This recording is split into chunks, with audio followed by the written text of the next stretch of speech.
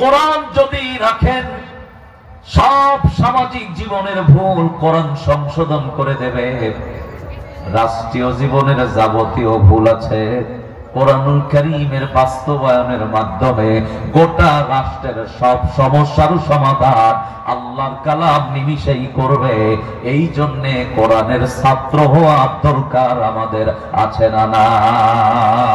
নাহমাদুহু ওয়া নাস্তাঈনুহু ওয়া নাস্তাগফিরুহু ওয়া নু'মিনু বিহি ওয়া নাতাওয়াক্কালু আলাইহি ونعوذ بالله من شرور أنفسنا ومن سيئات أعمالنا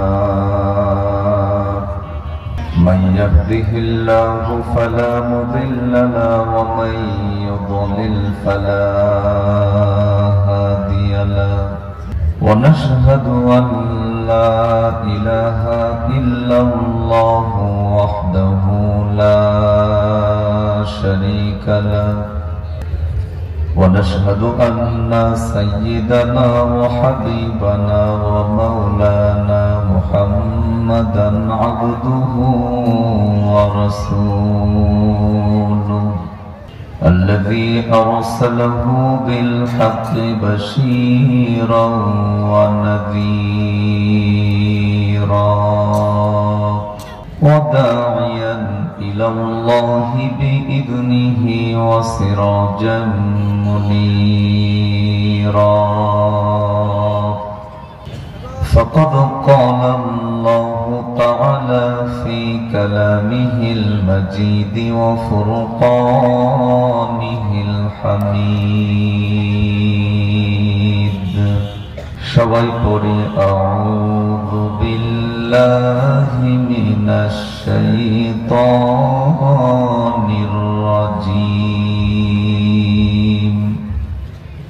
বিসমিল্লাহির রাহমানির রাহিম ওয়াস-সামা'i যাতিল বুরুজি ওয়াল ইয়াউমিল মাও'উদ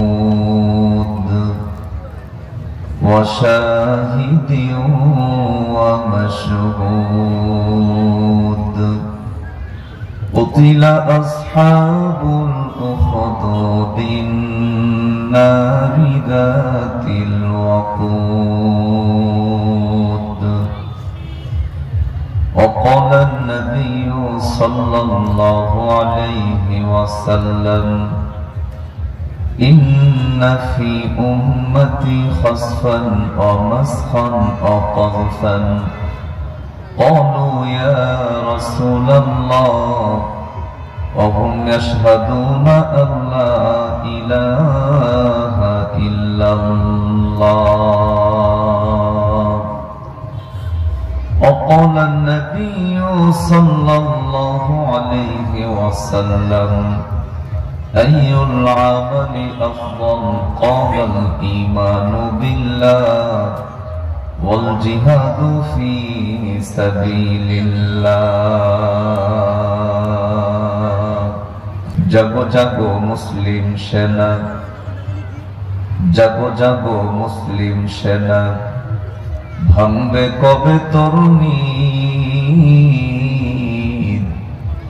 জাগ্রত হয়ে দেখাও তুমি মর্দে মুজাহিদ জেগে ওঠো তুমি হাতে নাও তোমার আলীর জুলফিকার মুসলিম আজও বেঁচে আছে জানুক বিশ্ব আবার আমি মুসলিম আমি চির সংগ্রামী আমি চির রণবীর আল্লাহকে ছাড়া কাউকেই মানি না লিল্লাহি তাকবীর সবাই প্রাণ খুলে পড়ি লা ইলাহা ইল্লাল্লাহ জোরে লা ইলাহা ইল্লাল্লাহ সবাই হৃদয়ের সবটুকুন ভালোবাসা উজাড় করে কণ্ঠটাকে আওয়াজ বাড়িয়ে দিয়ে মোহাব্বতে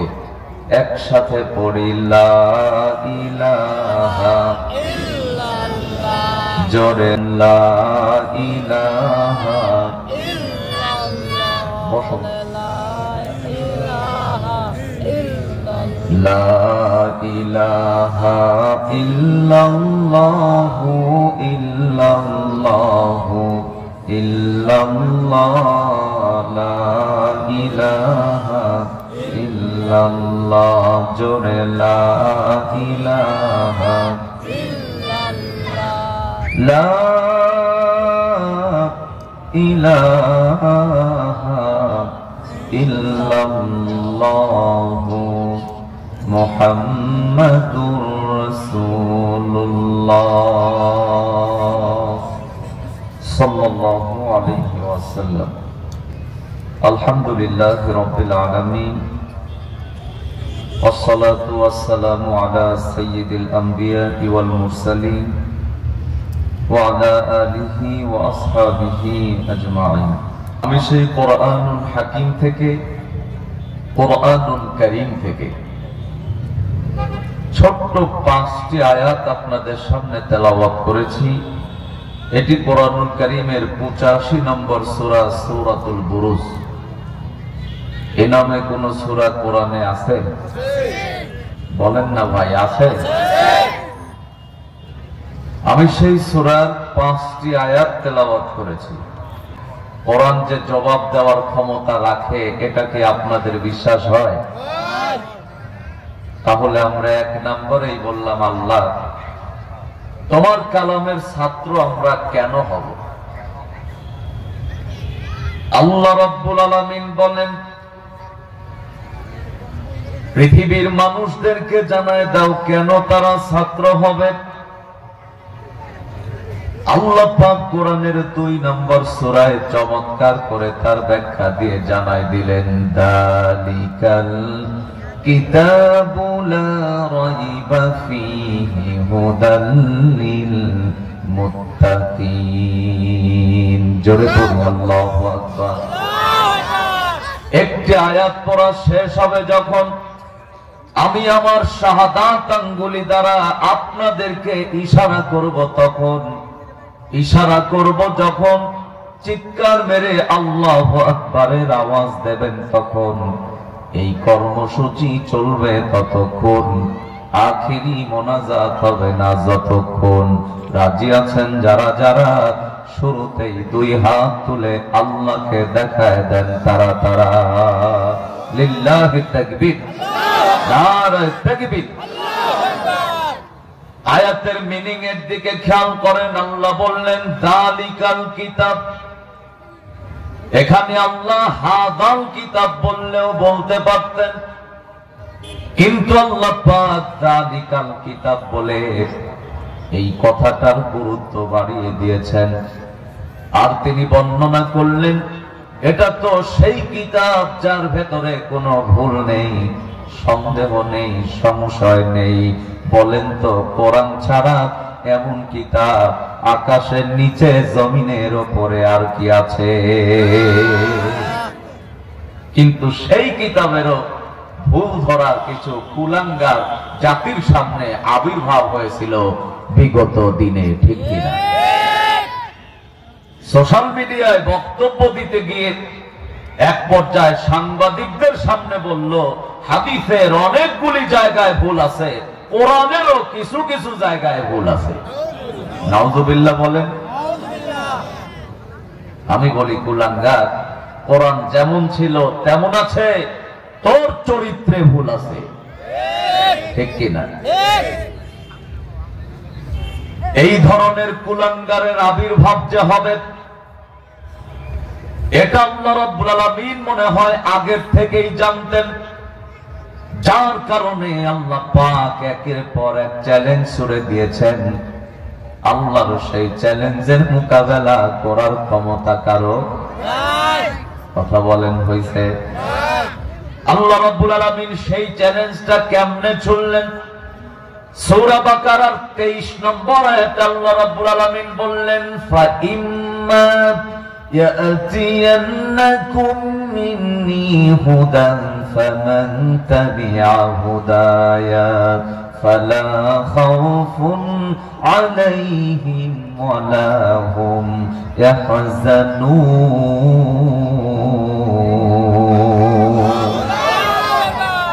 আয়াতের ভেতরে আল্লাহ বললেন, যদি তোমাদের মনে হয় কোরআনে ভুল আছে, আমার কালামের মতো একটা কালাম নতুন করে নিয়ে আসো। জানি ক্ষমতা হবে না, একটা সূরা নিয়ে আসো।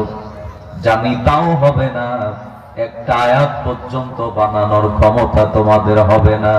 আল্লাহর এই চ্যালেঞ্জের মোকাবেলা একটা আওয়াজ করে বলেন তো, এখনো কি কারো হয়েছে? এই আযাবগুলি যেন কোনো গ্যাপ না পায়, এরা যেন বলতে না পারে আল্লাহ মানুষদের হেল্পের কথা বলেছ, অন্য জাতির হেল্প নেওয়ার কথা বলো নাই। যদি তুমি অন্য জাতির হেল্পের কথা বলতে, তাহলে আমরা একটি সূরাও যদি নাজিল করতে না পারতাম, অন্তত একটা শব্দ হলেও নতুন করে সংযোজন করতে পারতাম। আল্লাহ রাব্বুল আলামিন এই গ্যাপটাও রাখেন নাই, তিনি কোরআনে আবারও চ্যালেঞ্জ করে জানায় দিলেন, কুল্লা ইনজতামাআতিল ইনসু ওয়াল জিন্নু আলা আইয়াতু বিমিসলি হাযাল কুরআন লা ইয়াতুনা বিমিসলিহি ওয়ালাউ কানা বা'দুহুম লিবা'দিন যাহিরা। আরো আওয়াজ করে পড়েন আল্লাহু আকবার। এখানে আল্লাহ বললেন, ইনজতামাআতিল ইনস ওয়াল জিন, আমি আল্লাহ ব্যতীত যাকে প্রয়োজন সবগুলিকে তোমাদের হেল্পিং ভার্ব হিসাবে নাও।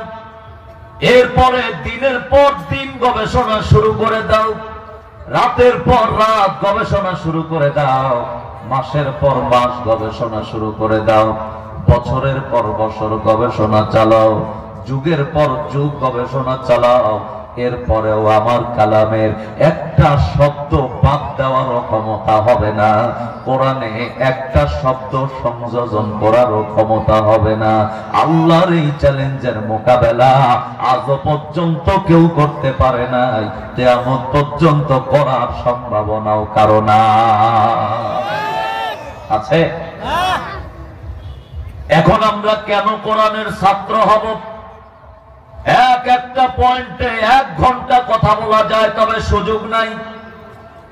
আমার দিনী ভাইরা, মেসেজটা জেনে নেন, যেই কোরআনে ভুল নেই, সন্দেহ নেই, সংশয় নেই, এই কোরআন ব্যক্তি জীবনে রাখলে ব্যক্তি জীবনের যা ভুল আছে, বলেন তো কোরআন সংশোধন করার ক্ষমতা রাখে কিনা? কথা বলেন, রাখে কিনা?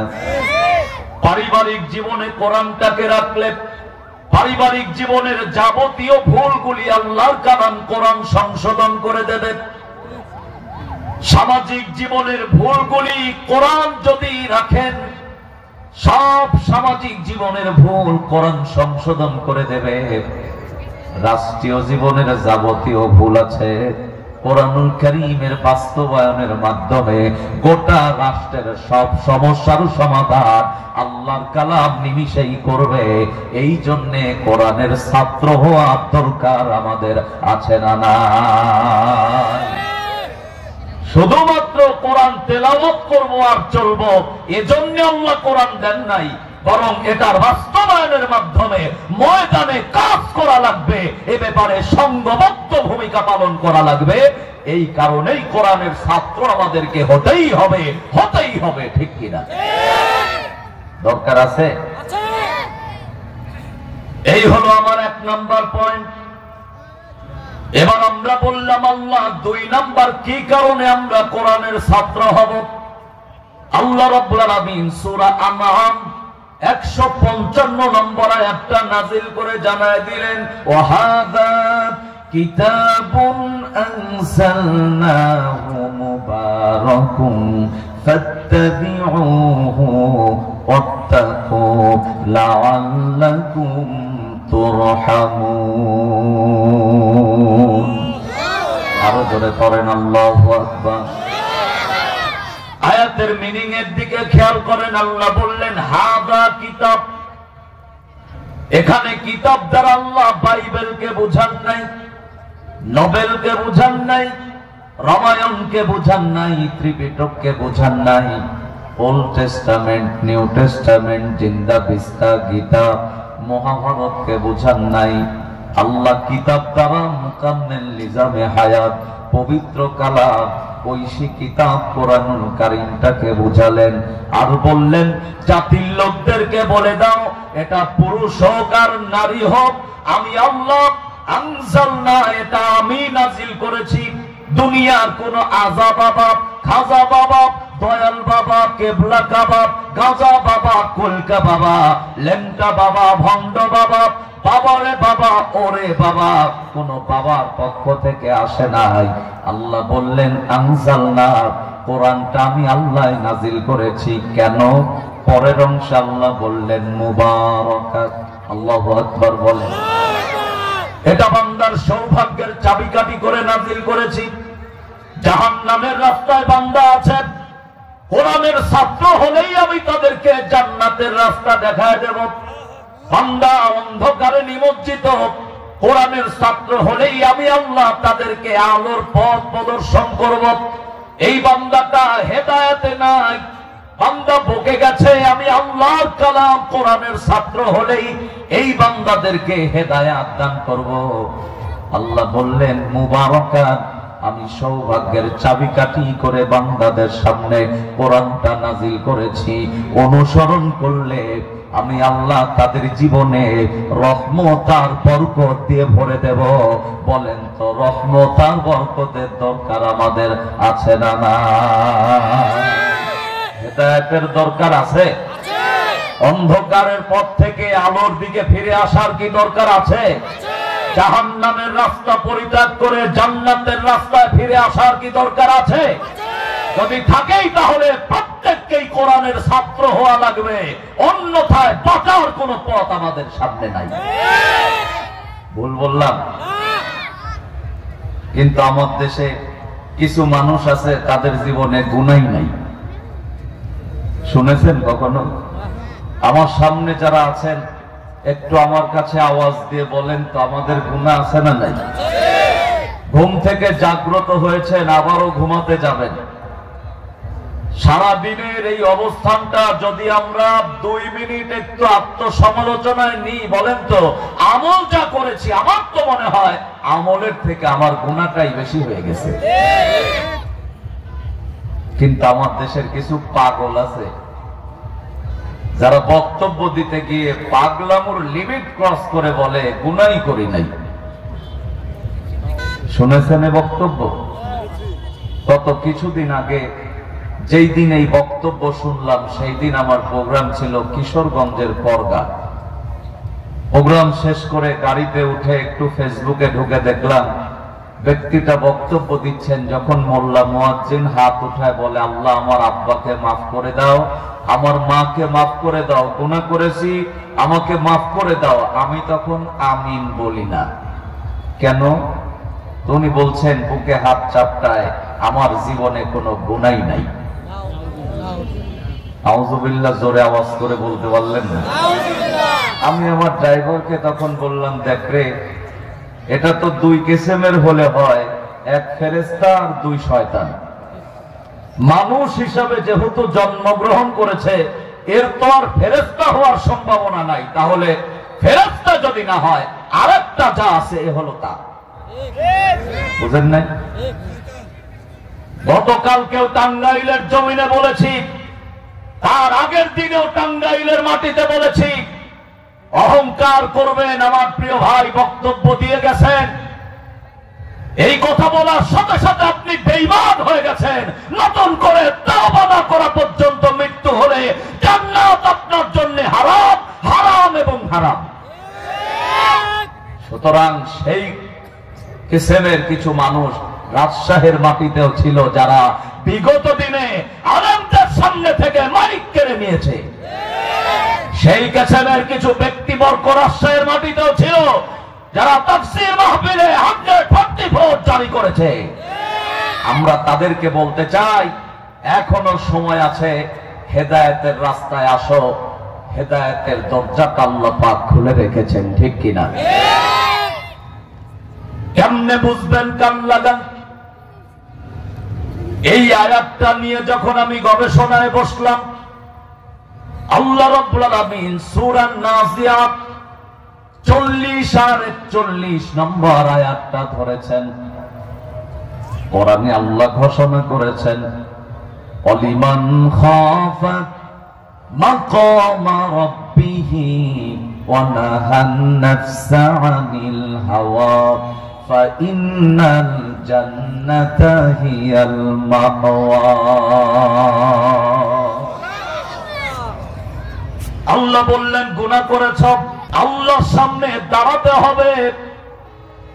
এই লজ্জায় গুনাহ থেকে নিজেকে পরিত্রাণ পাওয়ার জন্য মস্তক অবনত করে তাওবা করলে আল্লাহ পাক তোমার তাওবা শুধু কবুলই করবে না, বরং আল্লাহ রাব্বুল আলামিন জীবনের গুনাহ তো মাফ করবেন।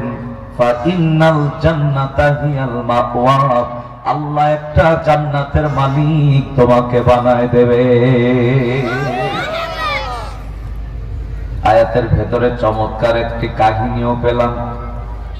মুফাসসির লিখেছেন, হযরত ওমরের খেলাফতের সময় একজন যুবক ছিল অত্যন্ত পরহেজগার।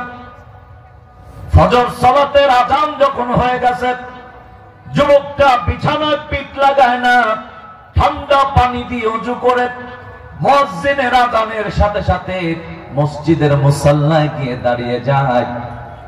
আল্লাহর ঘোষণা হলো, এই ব্যক্তি আল্লাহু আকবার তাকবীরে তাহরিমা বেঁধে যখন যায় নামাজে দাঁড়াইয়া নামাজের জন্য সূরা ফাতিহার তেলাওয়াত শুরু করে দেয়, আল্লাহ বললেন, ওই বান্দা আর আমি আল্লাহ মাঝখানে কোনো পর্দা থাকে না। ব্যক্তিটা যেন ডাইরেক্ট আমি আল্লাহর সাথে কথা বলা শুরু করে দেয়। অত্যন্ত পরহেজগার, কিন্তু যেইখানেই ভালো সেইখানেই শয়তানের ওয়াসওয়াসা। রাজশাহী শহরের কথাই বলি, যেই মাল অরিজিনাল লক্ষ্য করে দেখবেন ওইটারই কয়েকদিন পরে সব থেকে বেশি হয় ডুপ্লিকেট। নকল মালের নকল হয় না, আসল মালের নকল বেশি হয়। যেখানে ভালো মানুষ সেখানেই তো শয়তান ওয়াসওয়াসা দেয়। কঠিন গুনার কাজে নিমজ্জিত করেছে শয়তান। যুবকটা গভীর প্রেমে আকৃষ্ট হয়ে একজন নারীর সাথে তিনি যখন গভীর প্রেমে নিবেদনের জন্য ব্যস্ত, মুফাসসির বলেন দুই উরুর মাঝামাঝি এমন সময় যুবকটা মাথার ভেতরে আল্লাহর কালাম কোরআনের এই আয়াতটা চলে আসছে, অপরাধ করেছ, মাথা নিচু করে আমার কাছে তাওবা করো, আমি আল্লাহ তোমার তাওবাটা কবুল করে নেব। শুধু কবুলই করব না, বরং একটি জান্নাতের মালিক বানায় দেব। মুফাসসির বলেন, তৎক্ষণাৎ সন্তানটা সেন্সলেস হয়ে গেছে। একটু পরে আবার তার সেন্স ফিরে আসছে, কিছুক্ষণ পরে আবার তিনি সেন্স হারালেন। ওই যে তার সেন্স চলে গেছে। আল্লাহর গোলাম পৃথিবীর সফর শেষ করে পরলৌকিক জীবনে গমন করেছেন। ইন্না লিল্লাহি ওয়া ইন্না ইলাইহি রাজিউন। ওমরের কাছে খবর চলে গেছে। ওমর আসলেন, গোসল করালেন, কাফন পরালেন, কবরস্থ করলেন। অনুসারীদেরকে লক্ষ্য করে হযরত ওমর তিনটা বক্তব্য দিয়েছিলেন। মুফাসসির বর্ণনা করলেন, নাম্বার 1, হযরত ওমর বলেন, হে আমার অনুসারীরা, এই কবরটা দেখতেছ, তাকায় দেখো, যদি পার্থিব জীবনে জান্নাতি কোন ব্যক্তির কবর দেখতে চাও, এই কবরের দিকে তাকাও। আমি ওমর বলতেছি, আল্লাহর বান্দাটা নিঃসন্দেহে আল্লাহর জান্নাতি মেহমান হয়ে গেছে। হযরত ওমর 2 নম্বরে বললেন, এই লাশটা নামায় দিলাম, লাশটা যদি ওনার না হয়ে আমি ওমরের হতো, আমার জীবনটা ধন্য হয়ে যেত। অথচ পার্থিব জীবনে 10 জন সাহাবী জান্নাতের সার্টিফিকেট পেয়েছে। হযরত ওমর তার ভেতরে আছে না নাই? একজন জান্নাতি ব্যক্তি, তিনি বলতেছেন, লাশটা যদি ওনার না হয়ে আমার হয়, আমার জীবনটা ধন্য হয়ে যেত। আর 3 নম্বরে বললেন, আমার অনুসারীরা, আমি সাক্ষ্য দিলাম এতক্ষণ পর্যন্ত আল্লাহ এই ব্যক্তিটাকে একটা জান্নাতের মালিক বানিয়ে দিয়েছে। হযরত ওমর যখন এই বক্তব্য দিলেন, কবর থেকে একটা আওয়াজ আসলো। আমিরুল মুমিনিন অনুসারীদেরকে সেই বক্তব্যটা শুনিয়েছিলেন। আল্লাহ সুবহানাহু ওয়া তাআলা ওই একই বক্তব্য আমাদের জন্যও তিনি কোরআনে কোট করে দিলেন। সূরা আর-রহমান 46 নম্বর আয়াত আল্লাহ বললেন, ওয়ালিমান খাফা মাকামা রাব্বিহি জান্নাতান। জোরে পড়েন আল্লাহু আকবার। কবর থেকে আওয়াজ আসতেছে, ওমর তুমি না বললে যে একটা জান্নাতের মালিক? নো, আল্লাহ আমাকে জান্নাত দিয়েছেন, তবে একটা না, অলিমান খাফা মাকামা রাব্বিহি জান্নাতান, আল্লাহ আমাকে 2টা জান্নাতের মালিক বানিয়ে দিয়েছেন। সুবহানাল্লাহ। কেন? গুনাহ করেছে, আল্লাহর সামনে দাঁড়াতে হবে, অন্তরের ভেতরে এই ভয়টা জাগ্রত করে তাওবা করে ফিরে এসেছে। আল্লাহ এর তাওবাটায় খুশি হয়ে তাকে একটা জান্নাত না বরং 2টা জান্নাতের মালিক বানিয়ে দিয়েছেন। সুবহানাল্লাহ। এখান থেকে আমার মেসেজটা হলো, পূর্বে যারা যা করেছেন এখনো সময় আছে, ওমরের মতো সাইজ হওয়া লাগবে। নবীজিকে মারার জন্য গেছে, আদর্শে অনুপ্রাণিত হয়ে তিনি আল্লাহর নবীর ছাত্র হয়ে গেছে। আপনারাও যারা আলেম বিদ্বেষী ছিলেন, আজকের তাফসীর মাহফিলে সিদ্ধান্ত নেবেন, জীবনে যত দিন বাঁচবেন কোরআনের বিরোধিতা না, বরং কোরআনের ছাত্র হয়ে আল্লাহর প্রেমের প্রেমিক হয়ে কোরআনের আন্দোলনের জন্য নিজের জীবনটাকে উৎসর্গ করে দেওয়ার সিদ্ধান্ত নিলেই কেবল আমরা তাফসীর মাহফিলে সঠিক অবস্থানে থাকবো। ঠিক কিনা? দরকার আছে? দরকার আছে? চিরজীবন আমরা কেউ থাকার জন্য, চিরজীবন থাকার জন্য আসছেন? তাই তো আমার দেশের একজন কবি লিখে গেছেন, দুনিয়া থাকার জায়গা না, এ দুনিয়া, দুনিয়া থাকার জায়গা না, দুনিয়া থাকার জায়গা না, এ দুনিয়া, দুনিয়া থাকার জায়গা না, না ফেরার দেশে যাইবা একদিন ভেসে, না ফেরার দেশে যাইবা একদিন ভেসে, আর তো ফিরা আইবা না, এ দুনিয়া, দুনিয়া থাকার জায়গা না, দুনিয়া থাকার জায়গা না, এ দুনিয়া, দুনিয়া থাকার জায়গা না, দুনিয়া থাকার জায়গা। এজন্য রহমতের দরকার আছে, বরকতের দরকার আছে, হেদায়েতের দরকার আছে। কথা বলেন ঠিক না বেঠিক? যে সমস্ত কুলাঙ্গারেরা এ ধরনের মন্তব্য করে যে আমার গুনাহই নাই, তারা কোরআন সামনে নিয়ে কোনোদিন দেখেই নাই। নবীজির পূর্বে পরে কোনো গুনাহ ছিল না। হাদিসে 2টা রেওয়ায়াত পেলাম, বিশ্বনবী প্রতিদিন 70 বার অথবা 100 বার তওবা করেছেন। কতবার? 70 থেকে 100 বার। আমার দিনী ভাইরা কান লাগান। 3 নাম্বার আমরা বললাম আল্লাহ কি কারণে কোরআনের ছাত্র হব। আল্লাহ রাব্বুল আলামিন চমৎকার করে আরেকটা আয়াত নাযিল করে বললেন, ওয়া নাযালনা আলাইকাল কিতাবা তিবয়ানাল লিকুল্লি শাইইন ওয়া হুদাও ওয়া রাহমাতাও ওয়া বুশরা লিল মুসলিমিন।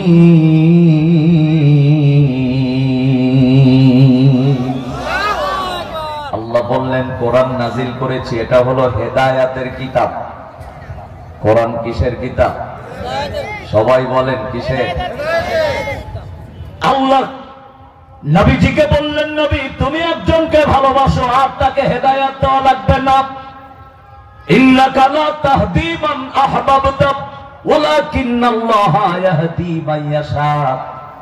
তুমি ভালোবাসলে এই ব্যক্তিটা হেদায়েত পাবে না। জেনে রাখো হেদায়েতের মালিক নবী তুমি না, মাইয়ুদলিল ফালা হাদিয়ালা, হেদায়েতের মালিক আমি আল্লাহ।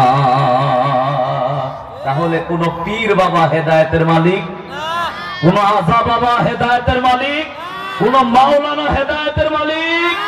হেদায়েতের মালিক কে? যদি আল্লাহই হয় বলেন তো কোরআনের এই স্টেজে আসার দরকার আছে না নাই? কারণ আল্লাহ বললেন আমি হেদায়েতের কিতাব এই কোরআনটাকেই দিয়েছি, যারা এটাকে মানবে আমি তাদেরকে হেদায়েতের রাস্তা দেখাবো। চতুর্থ নাম্বার যে কারণে কোরআনের ছাত্র হওয়া লাগবে, আল্লাহ রাব্বুল আলামিন সূরা আলে ইমরান 138 নম্বর আয়াতে বললেন হাযা বায়ানুল লিন্নাসি ওয়া হুদাও ওয়া মাউইযাতাল লিল মুত্তাকিন।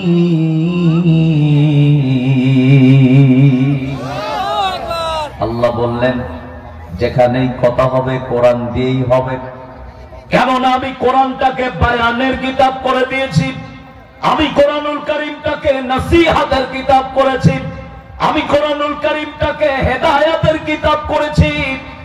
যেখানেই জাতির সামনে বক্তব্য দেবে, দুনিয়ার বানানো কোন বিবৃতি জাতির সামনে উপস্থাপন করবা না, বরং আমার কালাম কোরআন দিয়ে জাতির সামনে বক্তব্য দেবে।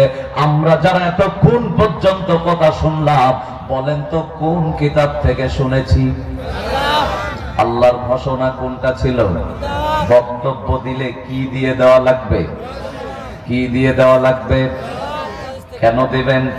নবীজি বিদায় হজের ভাষণে বলেছেন সাহাবীরা আমি থাকবো না, রেখে গেলাম দুইটা কিতাব, কিতাবুল্লাহ ওয়াস সুন্নাহ। এই দুইটাকে আঁকড়ে ধরলেই তুমি হেদায়েতের মানদণ্ডে থাকবা। আর যদি ছিটকে যাও হেদায়েত নসিবে থাকবে না।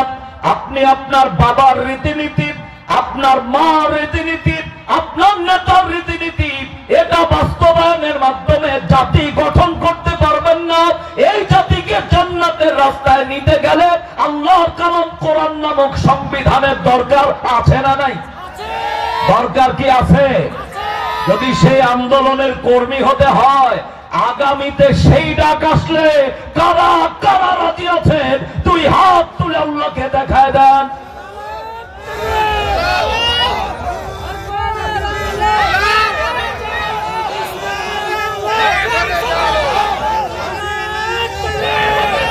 খুবই কষ্ট হলো, খুবই কষ্ট হলো। তাহলে আমরা কি থেকে কথা শুনবো? আরো জোরে বলেন, কি থেকে? আমি